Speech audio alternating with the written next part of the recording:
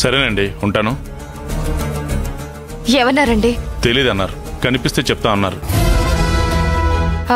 పోనీ ఇంకెవరైనా ఉన్నారేమో వాళ్ళకి తెలిసిన వాళ్ళకి కాల్ చేసి అడగచ్చు కదా.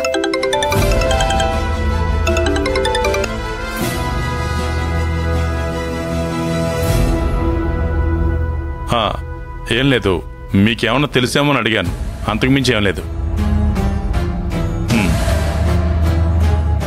ఎవరిని అడిగినా తెలియదు అంటున్నారు. ఎక్కడికి వెళ్ళి ఉంటాడు? ఉన్నట్టుండి అలా ఎలా వెళ్తాడు? అయినా తను మన భూమికి చెప్పకుండా ఎక్కడికి వెళ్ళాడు కదా. అదే నాకు అర్థం కావట్లేదు. తెలిసిన వాళ్ళు ఎవరిని అడిగినా ఎక్కడా కనిపించలేదు అంటున్నారు. ఇంకెక్కడికి వెళ్తాడు?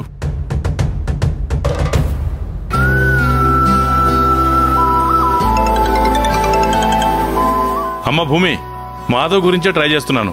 ఎక్కడున్నాడో ఏంటో తెలియట్లేదు. ప్రసాదు, నువ్వేం కంగారు పడకు. మనం ఇంత కష్టపడినందుకు మళ్ళీ నా కుటుంబం నాకు దొరికింది.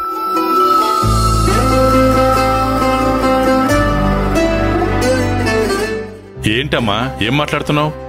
మాధవ్ మళ్ళీ హోటల్లో జాయిన్ అయ్యాడంట ప్రసాదు. తనంతటి తాను వెళ్లి జాయిన్ అయ్యాడంటే మళ్ళీ ఇంటికి రావడానికి తను ఒప్పుకున్నట్టే కదా. మళ్ళీ అందరం కలిసిపోయినట్టే. ఎప్పటికీ ఈ కుటుంబం ఉమ్మడిగానే ఉంటుందనేగా.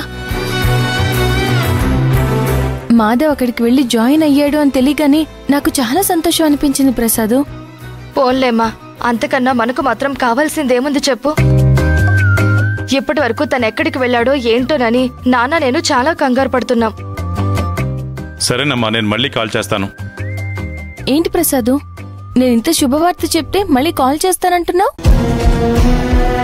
దూరం అయ్యావనుకున్నాం, మళ్ళీ కలిసిపోబోతున్నాం. నేను కలలు కన్నా ఉమ్మడి కుటుంబంలోకి నేను మళ్ళీ వెళ్ళబోతున్నాను. ఎప్పట్లాగే అందరం కలిసి ఉంటాం. సరేనమ్మా,